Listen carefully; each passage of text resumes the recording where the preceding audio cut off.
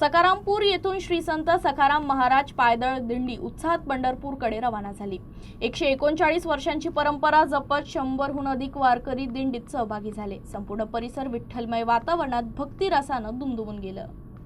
जळगाव जामोद तालुक्यातील सखारामपूर येथून श्री संत सखाराम महाराज पायदळ दिंडी सोहळ्याचं 1 जुलै 2026 रोजी विठुरायाच्या दर्शनासाठी पंढरपूरकडे उत्साहात प्रस्थान झालं। सालाबादप्रमाणे निघणाऱ्या या दिंडीनं यंदा 139 वर्षाची अखंड आणि गौरवशाली परंपरा पूर्ण केली। ही दिंडी परिसरातील वारकरी आणि भाविकांसाठी श्रद्धा, भक्ती आणि संस्कृतीचं प्रतीक मानली जाते। टाळ मृदुंगाच्या निनादात ज्ञानोबा तुकाराम आणि पांडुरंग हरी या जयघोषात 100हून अधिक वारकरी विठुरायाच्या भेटीसाठी पायी मार्गस्थ झाले। माझे वडील स्वर्गीय माधवराव पाटील हे नित्यनेमाप्रमाणे इलोरा संस्थानला दर्शनाला यायचे।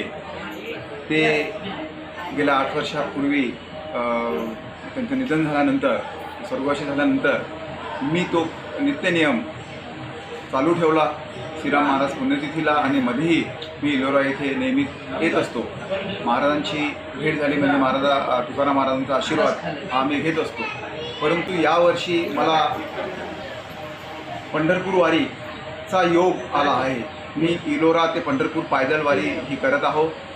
माझ्या मनामध्ये 10 ते 12 वर्षापासून पंढरपुराची वारी करावी ही इच्छा होती, परंतु पंढरीच्या कृपेने यावर्षी ती वारी पूर्ण जात आहे।